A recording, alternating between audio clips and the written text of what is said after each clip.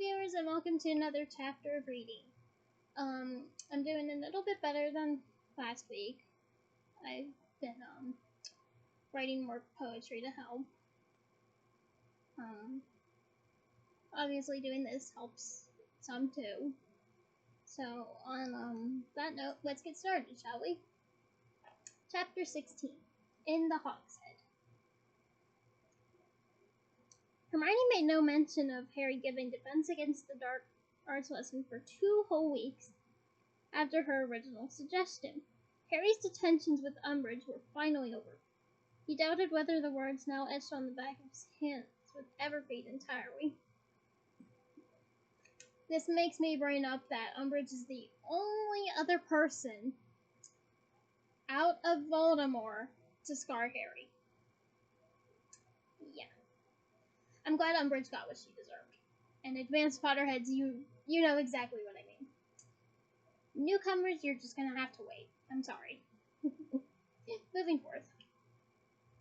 Ron had 4 more Quidditch practices and not been shouted at during the last 2. All 3 of them had managed to banish their mice in Transfiguration. Hermione actually progressed to vanishing kittens before the subject was broached again on a wild, blustery evening at the end of September. Well, we're almost at the end of September, so make of that what you will.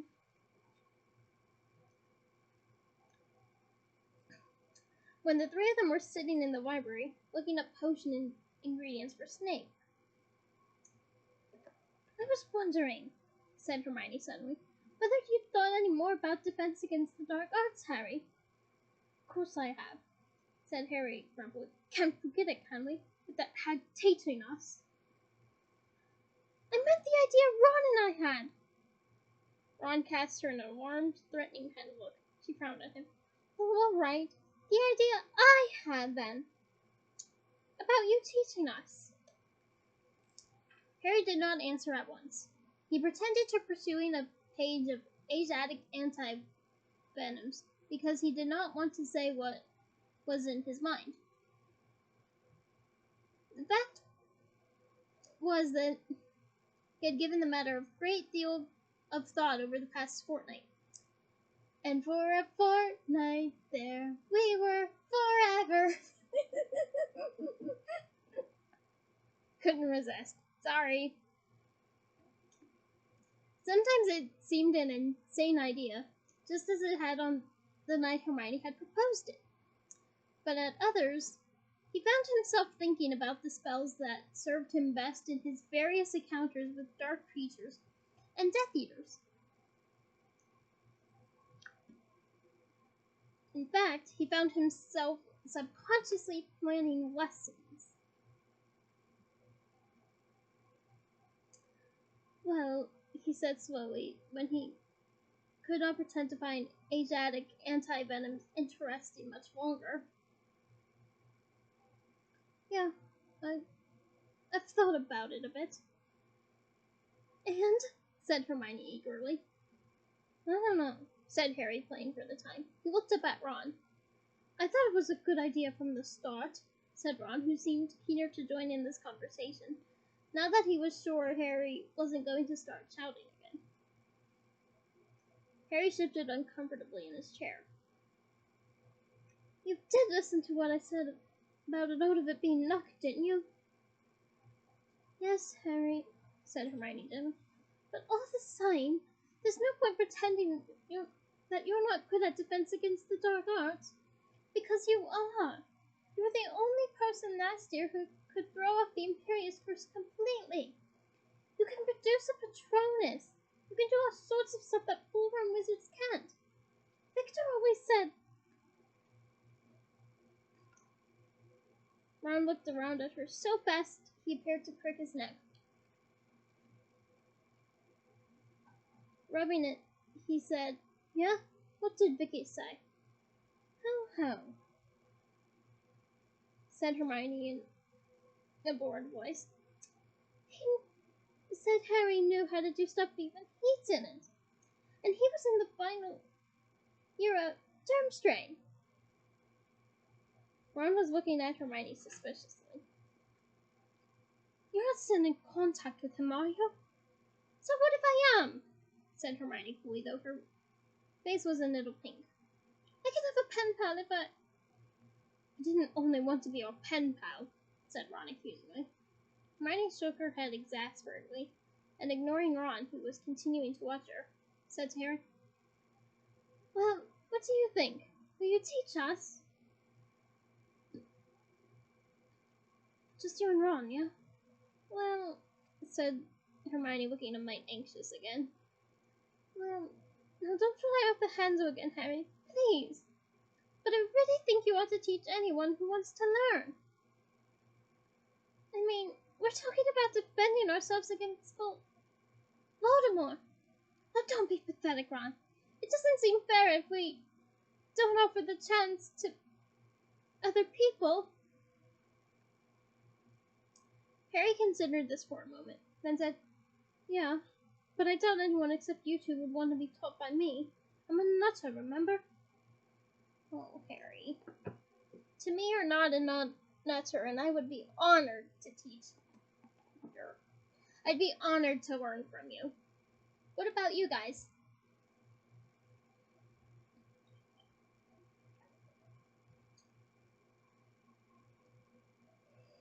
Yeah.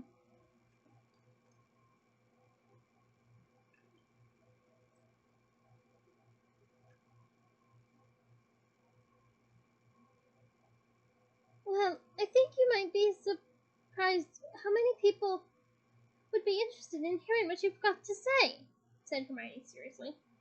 Look, she leaned toward him. Ron, who was still watching her with a frown on his face, leaned forward to listen too. You know the first weekend in October is a Hogsmeade weekend?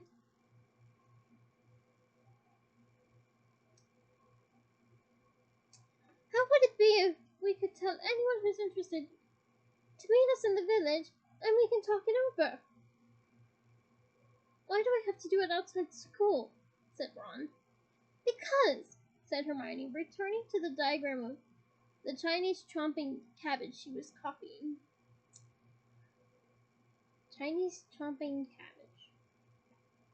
I love the alliteration here, but I wonder how it works. All I can think of is the cabbage merchant in Avatar: The Last Airbender going, My cabbages! Okay. Moving back. I don't think Umbridge would be very happy if she found out what we were up to. Harry had been looking forward to the weekend trip in Hogsmeade, but there was one thing worrying him. Sirius had maintained a sturdy silence since he appeared in the fire at the beginning of September. Harry knew they had made him angry by saying they did not want him to come, but he still worried from time to time that Sirius might throw caution to the wind and turn up anyway. What were they going to do if the great black dog came bounding up the street towards them in Hogsmeade, perhaps under the nose of Draco Malfoy? Well, you can't blame him for wanting to get out and about, said Ron when Harry discussed his fears with him and Hermione. I mean, he's been on the run for over 2 years, hasn't he? And I know that can't have been enough, but at least he was free, wasn't he? And now he's just shut up all the time with that lunatic elf. Hermione scowled at Ron, but otherwise ignored the slight on creature.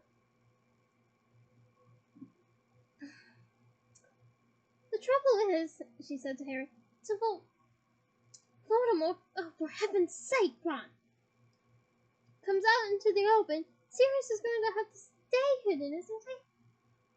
I mean, the stupid ministry isn't going to realize Sirius is innocent until they accept that Dumbledore's been telling the truth about him all along. And once the fools start catching real Death Eaters again, it'll be obvious Sirius isn't one. I mean, he hasn't got the mark for one thing. Good theory, Hermione, but, Pettigrew doesn't have a dark mark. And we know how well that turned out.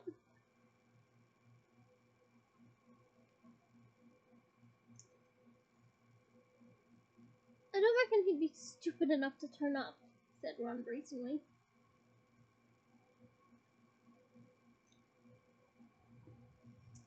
Dumbledore would go mad if he didn't Sirius listens to Dumbledore, even if he doesn't like what he hears.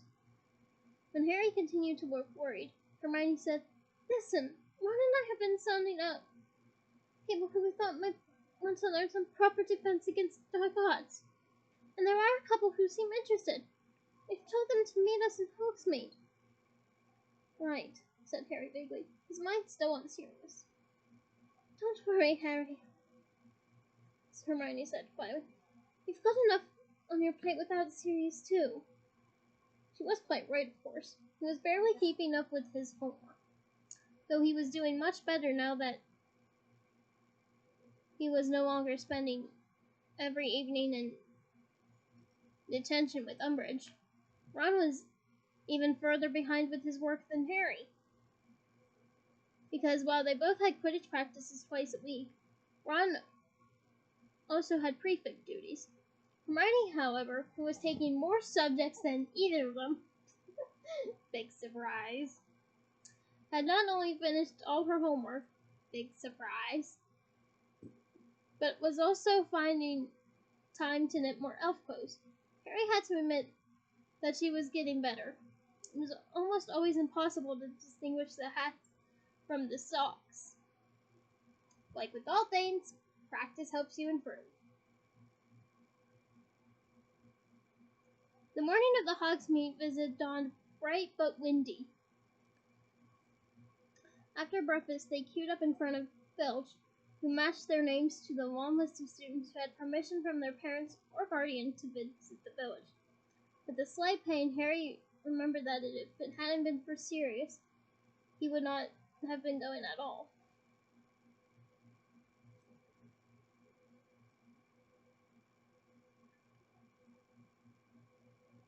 When Harry reached Filch, the caretaker gave a great sniff as though trying to detect a whiff of something from Harry. Then he gave a curt nod that set his jowls quivering, and Harry walked on, out onto the stone steps and the cold, sunlit day. Why was Filch sniffing you? He asked Ron as he, Harry, and Hermione set off at a brisk pace down the wide drive to the gates. I suppose he was checking for the smell of dump bombs, said Harry with a smile. I forgot to tell you. And he recounted the story of sending his letter to Sirius, and Phil bursting in seconds later, demanding to see the letter. To his slight surprise, Hermione found this story highly interesting, much more indeed than he did himself.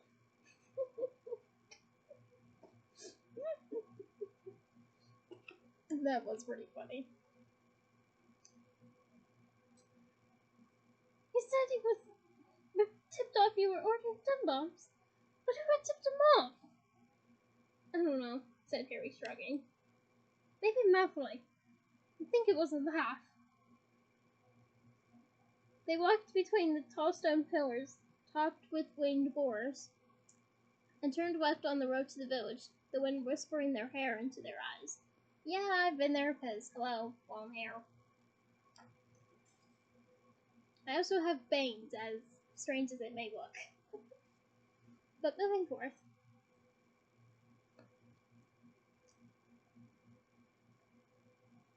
Malfoy, said Hermione very skeptically. Well, yes, maybe. As she remained in deep thought all the way into the outskirts of Hogsmeade. Where are we going anyway? Harry asked. The Three Broomsticks? Oh, no, said Hermione, coming out of her reverie. No, it's always packed and really noisy. I told the others to meet us in the Hogshead. Another pub, you know the one. It's not on the main road. I think it's a bit, dodgy. But students don't normally go in there, so I don't think we'll be overheard. They walked down the main street past Sonko's dope shop, where they were unsurprised to see Fred, George, and Wee Jordan past the post office, from which owls issued at regular intervals, and turned up a side street at the top of which stood a small inn. A battered wooden sign hung from a rusty bracket over the door. The picture upon it of a wild boar's severed head, leaking blood onto the white cloth around it. The sign creaked in the wind as they approached. All three of them hesitated outside the door. "Oh, come on," said Hermione slightly nervously. Harry led the way inside. It was not at all like the Three Broomsticks, whose large bar gave them an impression of gleaming warmth and cleanliness. The Hogshead bar comprised of one small, dingy, and very dirty room that smelled strongly of something that might have been goats. Goats is foreshadowing with this location.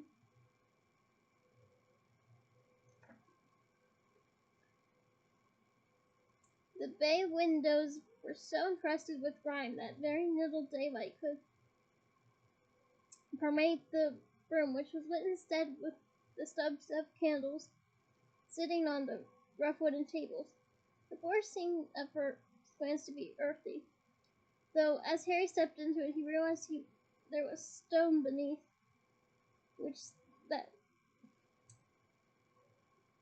beneath what seemed to be the accumulated filth of centuries. You know, I would like a backstory on the Hogshead, because I bet it had a wonderful heyday before the Three Broomsticks. What about you guys?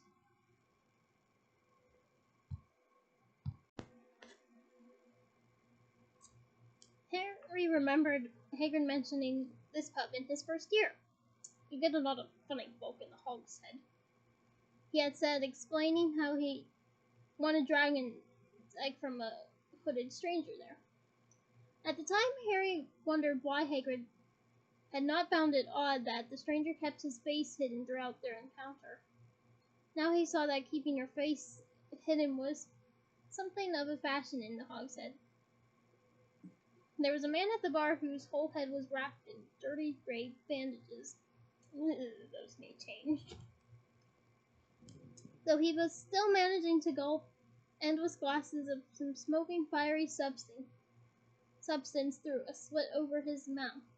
Two figures shrouded in hoods sat at a table in one of the windows. Harry might have thought of them as Dementors if they had not been talking in strong Yorkshire accents. Trying to figure out how that would work.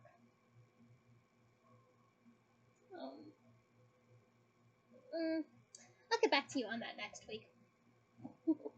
Moving forth. In a shadowy corner beside the fireplace sat a witch with a thick black veil that fell to her toes. They could just see the tip of her nose because it caused the veil to protrude slightly. "I don't know about this, Hermione," Harry muttered as they crossed to the bar. He was looking particularly at the heavily veiled witch. "Has it occurred to you Umbridge might be under that?" Umbridge cast an appraising eye at the veiled figure. "Umbridge is shorter than that woman," she said quietly. "And anyway, even if Umbridge does come in here, there's nothing she can do to stop us, Harry, because I've double and triple checked the school rules. We're not out of bounds. I specifically asked Professor Flitwick whether students were allowed to come in the Hogshead, and he said yes, but he advised me strongly to bring our own glasses. And I've looked up everything I can think of about study groups and homework groups, and they're definitely allowed. I just don't think it's a good idea if we parade what we're doing." "No," said Harry dryly. "Especially as it's not exactly a homework group you're planning, is it?" "Well, depending on how you look at it, you could kind of see it as one, and you can kind of not. I'm kind of the ones where I can see it because obviously they're all gathering together to discuss this. But again, that's me. Feel free to share your opinion."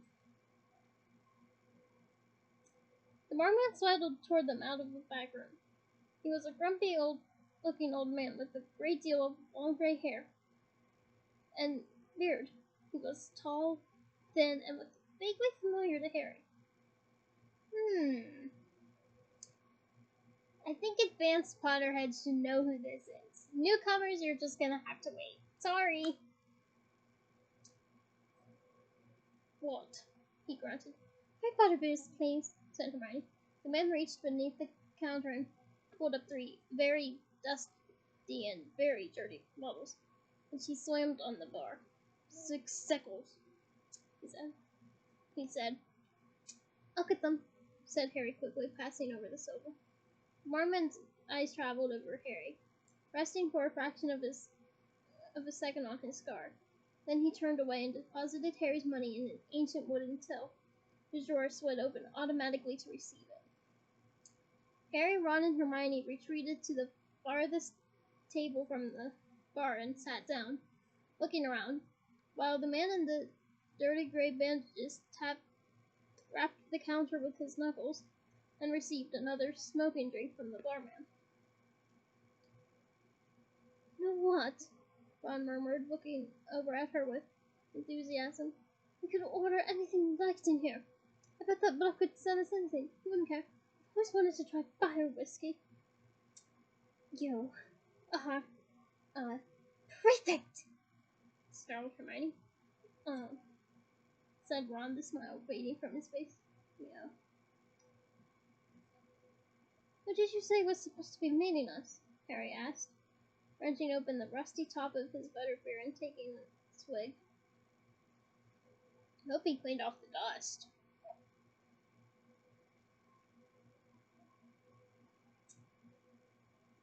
Just a couple of people, Hermione repeated, checking her watch, then looking anxiously toward the door.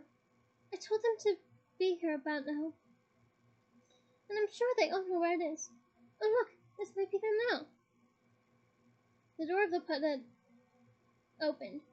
A thick band of dusty sunlight split the room in two for a moment, then vanished, blocked by the incoming rush of a crowd of people.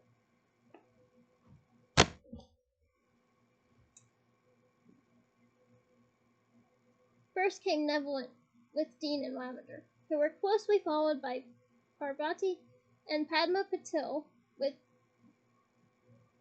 Harry's stomach did a backflip, Cho, and one of her usually giggling girlfriends. Then, on her own and looking so dreamy that she might have walked in by accident, Luna Lovegood. Oh, Luna, we love you. Then Katie Bell, Alicia Spinnet, Angelina Johnson, Colin and Dennis Creevely, Ernie Macmillan, Justin Vince Fletchley, Hannah Abbott, and a Hufflepuff girl with a long plait down her back whose name Harry did not know. 3 Ravenclaws he was pretty sure were called Anthony Goldstein, Michael Coronor, he becomes important later, and Terry Boot. Ginny, followed by a tall, skinny blonde boy with an upturned nose, whom Harry recognized vaguely as being a member of the Hufflepuff Quidditch team, and bringing up the rear, Fred and George Weasley with their Fred Lee Jordan, all 3 of them carrying large paper bags crammed with Songum's merchandise. A couple of people, Harry said hoarsely to Hermione. A couple of people. Yes, well, the idea seemed quite popular, said Hermione happily. Ron, do you want to pull up some more chairs? The barman had frozen in the act of wiping out a glass with a rag so filthy it looked as though it had never been washed. Possibly he had never seen his pub so full. Hi, said Fred, reaching the bar first and counting his companions quickly. Could we have 25 butterbeers, please? The barman glared at him for a moment, then throwing down his rag irritably as though he had been interrupting in something very important, he started passing up dusty butterbeers from under the bar. Cheers, said Fred, handing them out. Cough up, everyone. I haven't got enough cold for all these. Oh, Fred, we love you. Harry watched numbly as the large chattering group took their fears from Fred and rummaged in their robes to find coins. He could not imagine what all these people had turned up for until the horrible thought occurred to him that they might be expecting some kind of speech, at which he rounded on Hermione. What have you been telling people? He said in a voice. What are they expecting?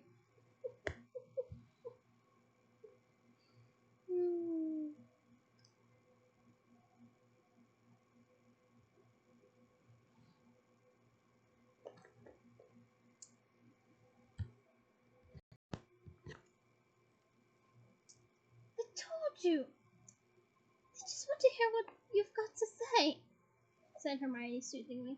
But Harry continued to look at her so fiercely that she added quickly, You don't have to do anything yet. I'll speak to them first. Hi, Harry, said Neville, beaming and taking a seat opposite Harry. Harry tried to smile back, but did not speak. His mouth was exceptionally dry. Cho just smiled at him and sat down on Ron's right. Her friend, who had a curly reddish blonde hair, did not smile, but gave Harry a thoroughly mistrustful look that told Harry plainly that, given her way, she would not be here at all. I think that says a lot about her character then and there, too.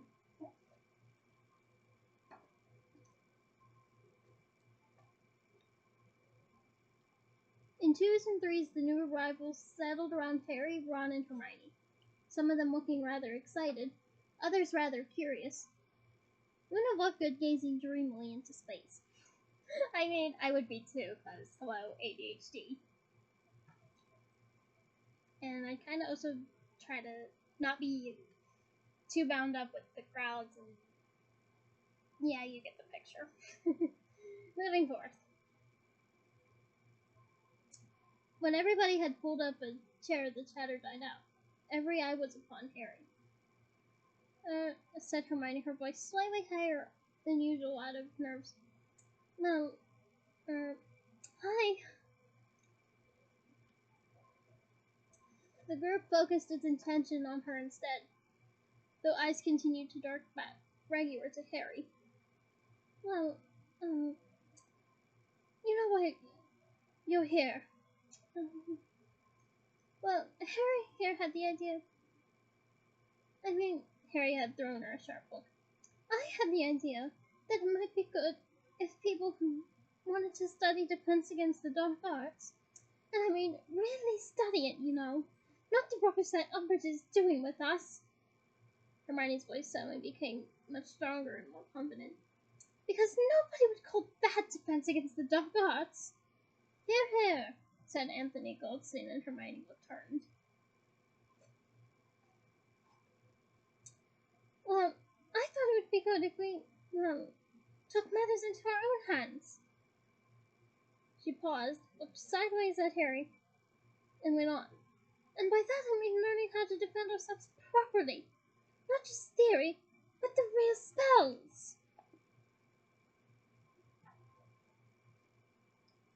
You want to pass your Defense Against the Dark out, too, I bet, said Michael Corner.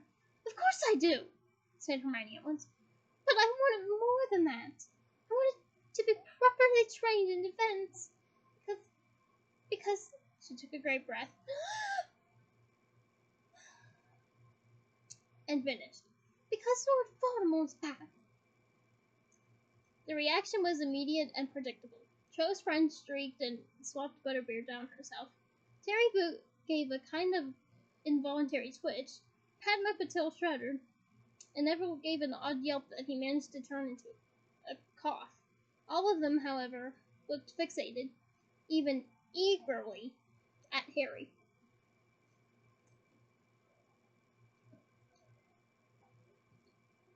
Well, that's the plan anyway, said Hermione.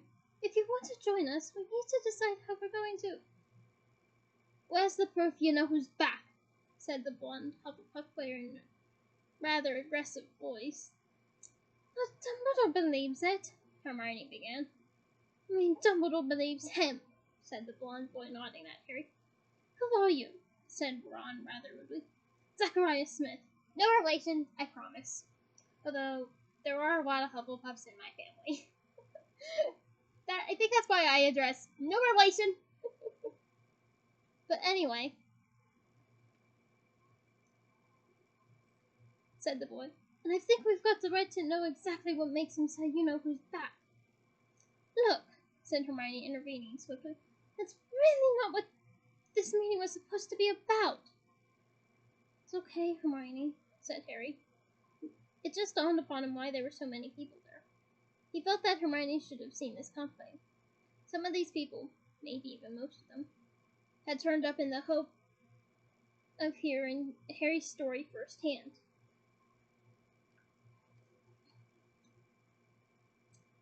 What makes me say you know who's back? He asked, looking at Zacharias straight in the face. Because I saw him. But Dumbledore told the whole school what happened last year. And if you didn't believe him, you don't believe me. And I'm not wasting an afternoon trying to convince anyone. The whole group seemed to have held its breath.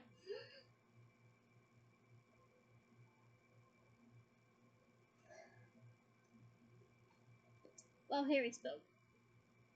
Harry had the impression that even the barman was listening in. He was wiping the same glass with the filthy rag. It was steadily becoming dirtier. Zacharias said dismissively, all Dumbledore told us last year was that Cedric Diggory got killed by you-know-who, and that you brought Diggory's body back to Hogwarts. You didn't give us details. You didn't tell us exactly how Diggory got murdered. I think we'd all like to know. If you come to hear what it exactly looks like when Voldemort murders someone, I can't help you, Harry said. His temper, always so close to the surface these days, was rising again. He did not take his eyes from Zacharias Smith's aggressive face, determined not to look at Cho. I don't want to talk about Cedric Diggory, all right? So if that's what you're here for, you might as well clear out. He cast an angry look in Hermione's direction. This was, he felt, all her fault. She decided to display him like some sort of freak, and of course they all turned up just to see how wild his story was. But none of them left their seats, not even Zacharias Smith, though he continued to gaze intently at Harry. So, said Hermione, her voice very high-pitched again. So, like I was saying, if you want to learn some defense, we're going to need to work out how we're going to do it, how often we're going to meet, and where we're going to. Is it true, interrupted the girl with the long plait down her back, looking at her, that you can produce a Patronus? There was a murmur of interest around the group at this. Yeah, said Harry slightly defensively. A corporal Patronus? The phrase stirred something in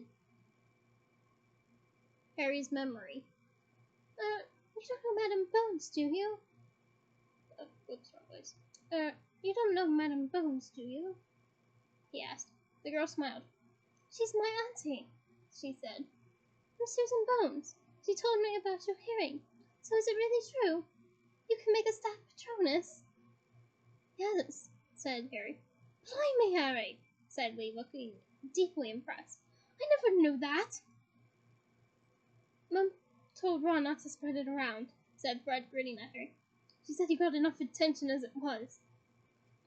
She's not wrong, mumbled Harry, and a couple of people laughed. The veiled witch sitting alone shifted very slightly in her seat. And did you kill a basilisk with that sword in Dumbledore's office? Demanded Terry Lou. It was one of the portraits on the wall told me when I was in there last year. Excuse me. Yeah, I did, yeah. Justin Fitzpunchly whistled. The Creevy brothers exchanged awestruck looks, and Lavender Bread said, oh, softly. Harry was feeling slightly hot around the collar now. He was determinedly looking anywhere but at Cho. And in our first year, said Neville to the group at large, he saved that sorcerer's stone. Sorcerers, hissed Hermione. And you wonder where I get it from. Yes, that. From you-know-who, finished Neville. Hannah's eyes were as round as galleons. Okay, Hannah Abbott's eyes, sorry. just want to mention, said Cho. Harry's eyes snapped onto her. She was looking at him smiling. His stomach did another somersault. All the tasks he had to get through in the Trapezoid tournament last year, getting past dragons, merpeople, and acromantulas and things. There was a murmur of impressed agreement around the table. Harry's insides were squirming. He was trying to arrange his face so that he did not look too pleased with himself. The fact that Cho had just praised him made it much, much harder for him to say the thing he had sworn himself he would tell them. Look, he said, and everyone fell silent at once. I don't want to sound like I'm trying to be modest or anything, but I had a lot of help with that stuff.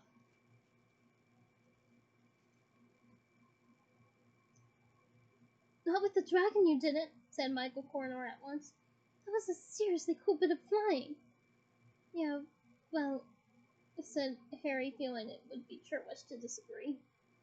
And nobody helped you get rid of those Dementors this summer? Said Susubus. No, said Harry. No, okay, I know I did bits of it without help, but the point I'm trying to make is...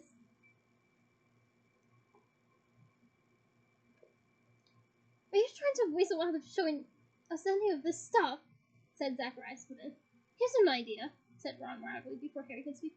Why don't you shut your mouth? Perhaps the word weasel had affected Ron particularly strongly.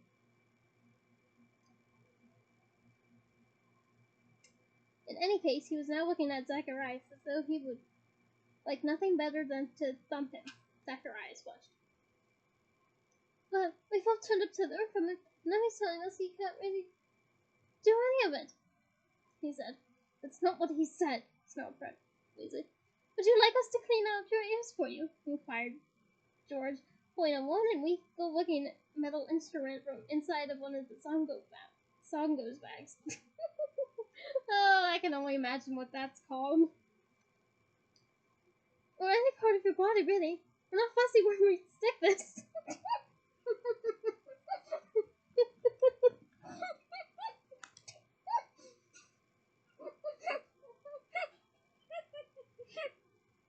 No comment,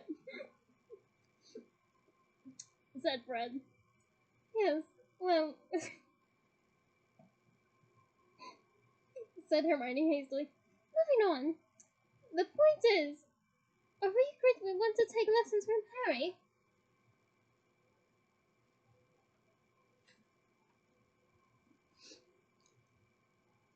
There was an odd murmur of agreement. Oh, general agreement. Zacharias folded his arms and said nothing. Though, perhaps this was because he was too busy keeping an eye on the instrument in George's hand. Right, said Hermione, looking relieved that something had been at least settled. Well then, the next question is, how often do we do it? I really don't think there's any point in meeting less than once a week. Hang on, said Angelina. We need to make sure this doesn't clash with our Quidditch practice. No, said Cho. Nor with ours. Not to hers, added Zacharias Smith.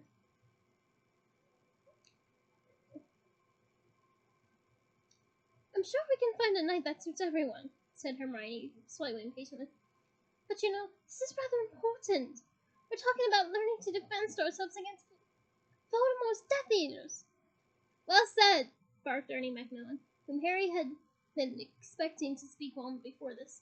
Personally, I think this is really important. Possibly more important than anything else we'll do this year, even with our ouse coming up. He looked around impressively, as though waiting for people to cry, Surely not! When nobody spoke, he went on. I personally am at a loss to see why the Ministry has foisted such a useless teacher upon us at this critical period. Obviously, they are in denial about the return of you-know-who, but to give us a teacher who is trying to actively prevent us from using defensive spells...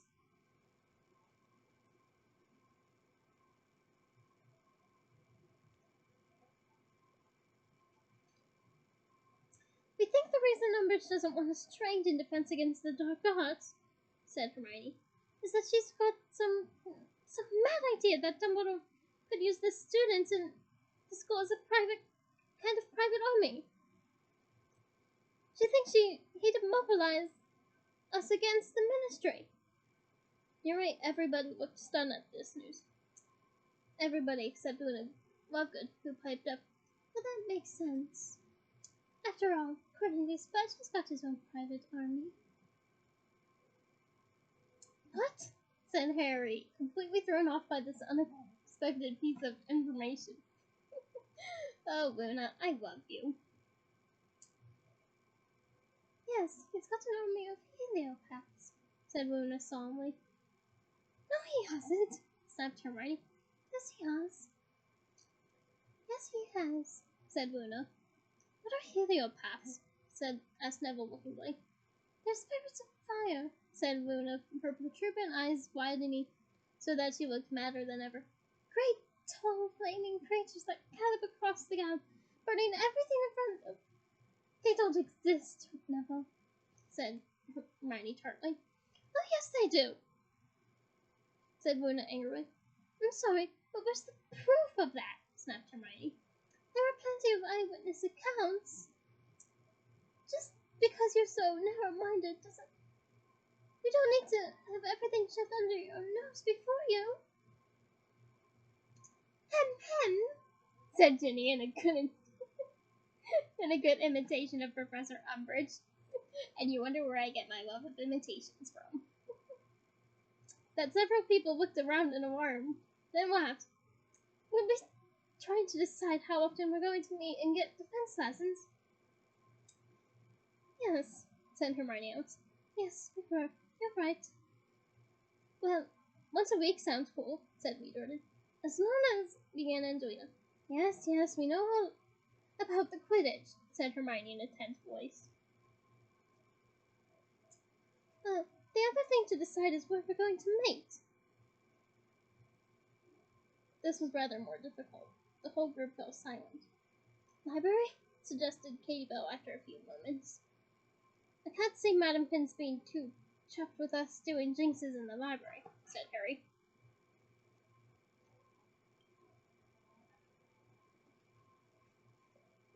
"Maybe an unused classroom," said Dean. "Yeah," said Ron. "McGonagall might let us have hers. She did when Harry was practicing for the Triwizard." But Harry was pretty certain that McGonagall would not be so accommodating this time. For all that Hermione had said about studying homework groups being allowed, he had the distinct feeling that this one might be considered a lot more rebellious. No kidding! "Right, well, we'll try to find somewhere," said Hermione. "We'll send a message round to everybody when we've got a time and place for the first meeting." She rummaged in her bag and produced parchment and a quill, then hesitated as though she was steeling herself to say something.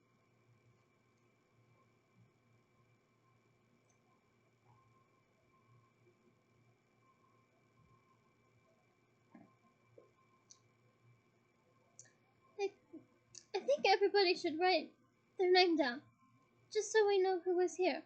But I also think," she took a deep breath, "that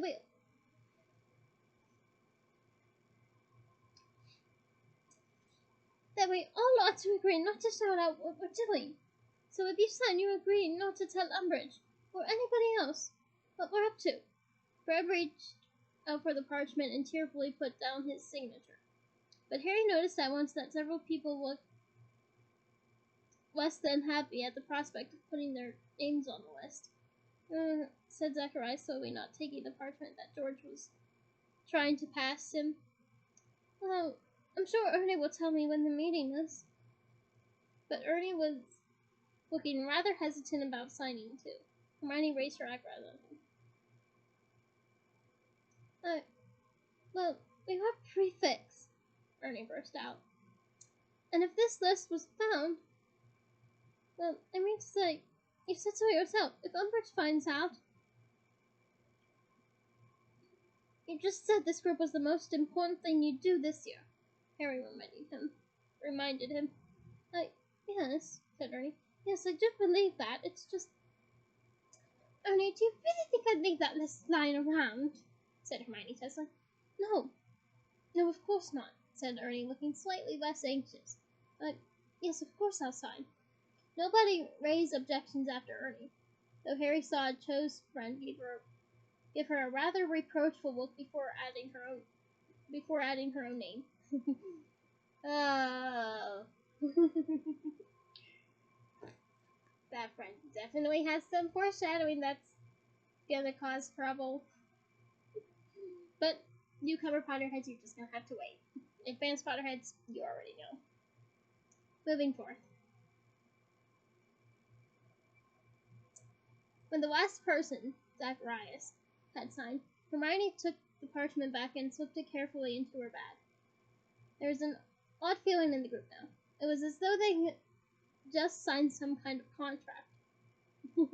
Well, I guess it could be considered a contract depending on how you look at it. But, moving forth. Well, time's ticking on, said Fred briskly, getting to his feet. George, Lee and I have got items of a sensitive nature to purchase. We'll be seeing you all later. In twos and threes, the rest of the group took their leave too. Jo made a rather business of fastening the catch on her bag before leaving, her long dark curtain of hair swinging forward to hide her face. But her friend stood beside her, arms folded, clicking her tongue.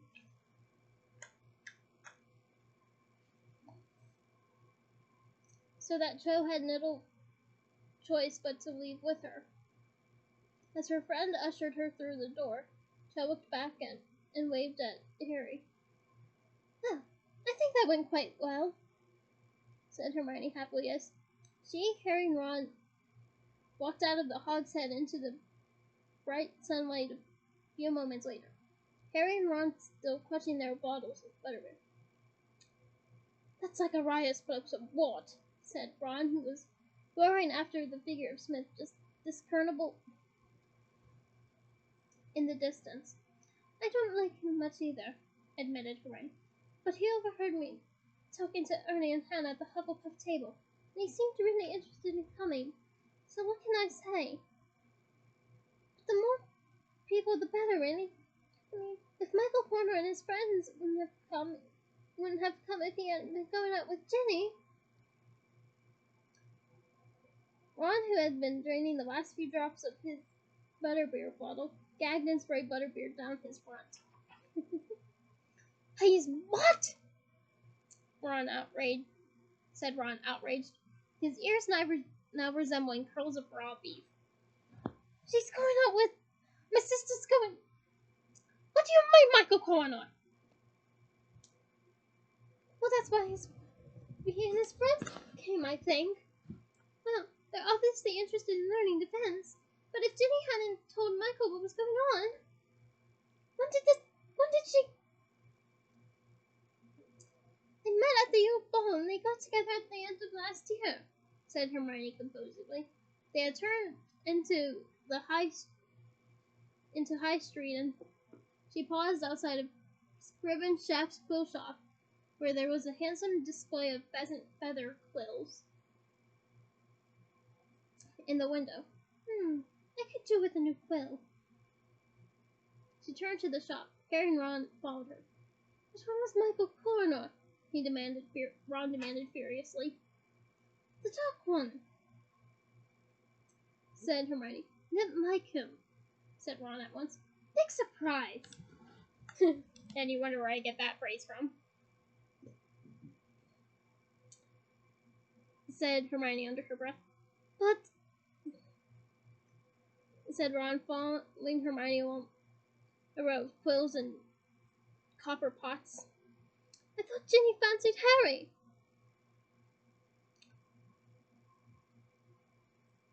Hermione looked at him rather pityingly and shook her head. Ginny used to fancy Harry, but she gave up on him months ago. Not that she doesn't like you, of course, she added kindly to Harry while she examined a long black and gold quill.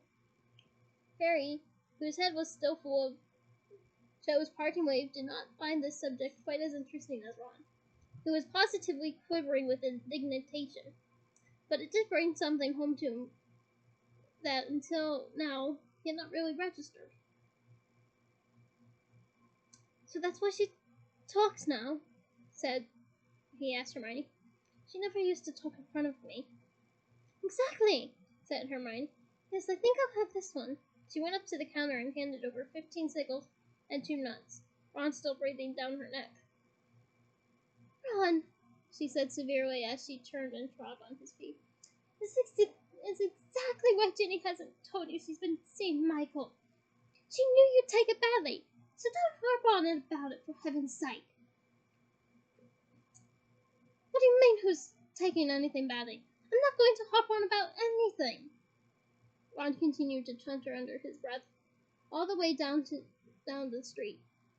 Hermione rolled her eyes at Harry and then said in an undertone while Ron was muttering imprecations about Michael Corner, talking about Michael and Ginny, what about you and Joe?